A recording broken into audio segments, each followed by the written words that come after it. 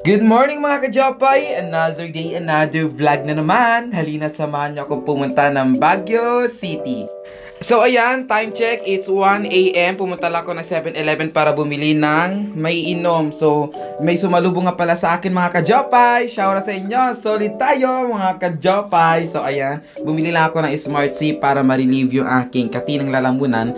And birthday nga pala ng aking kaibigan.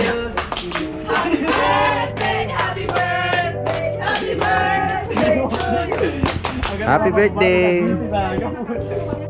And ayan, after namin kinantahan si Jamil, bumiyahin na nga kami papuntang Baguio City. At syempre, nag-power nap muna si Jopay at si Tano para may lakas kaming gagala mamaya. So ayan, habang natutulog, nakaramdam ako ng gutom. Kaya nag-isip ako kung ano pwedeng lutuin. Pero ang sabi ko nga, magluluto muna ako ng kanin para ulam na lang mamaya. So ayan, hinugasan ko lang yung rice cooker at yung bigas na gagamitin namin sa pagluluto.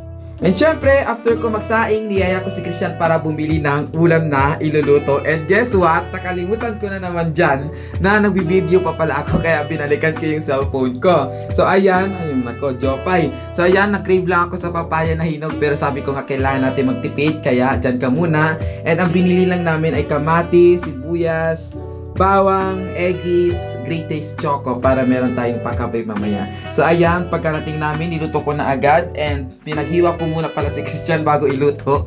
Excited. So pinaghiwa ko si Christian. So ayan saya. Tapos kumain na nga kami.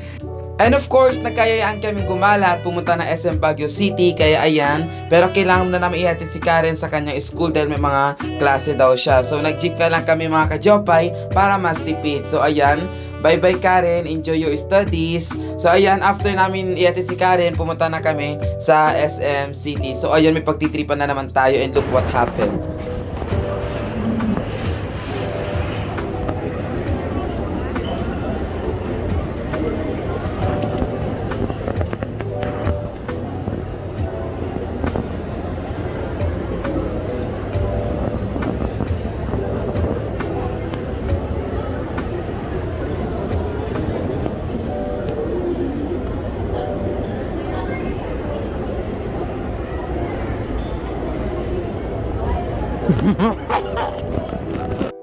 Di ba? Pangiti-ngiti lang yan si Christian. Pero kailangan niya akong hanapin para may kasama siya pauwi. So, ayan, kinuha ko lang yung out-taking ticket ko kila Jamil dahil sila po ang bumili ng aking ticket. Shoutout sa'yo, Eric Jan. Thank you, engineer. So, ayan, may napasil ako sa pantalon ni Jamil. Tayo, pinagtripan ko na naman.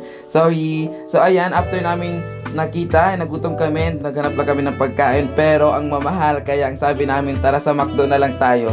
Malaki pa yung chicken. So, ayan, nag-order lang kami sa McDo.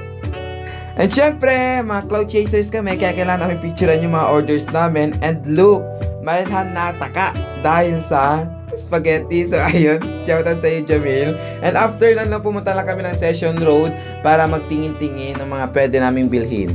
And habang nabibideo ako, may napansin niya pala ako sa gilid, si Spider-Woman ba to? Or Spider-Man na nagladlad. So ayan, wala pala kami pamasahe pa uwi, kaya nag-isip kami ng paraan kung paano kami makaka-uwi. And look what really happened.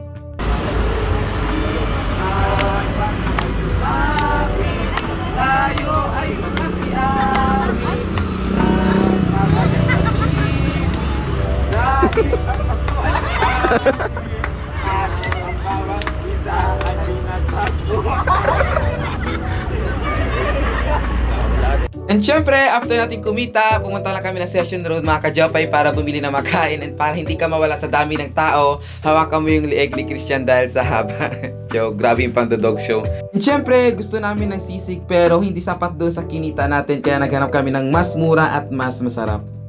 And ayun, syempre, kumain lang kami ng sisig chicken at ng tusino. So, ayan, ang hanganahang si Christian. And after namin kumain mga ka-Jopay, umuwi na kami kasi anong oras na rin. So, ayan, bye-bye!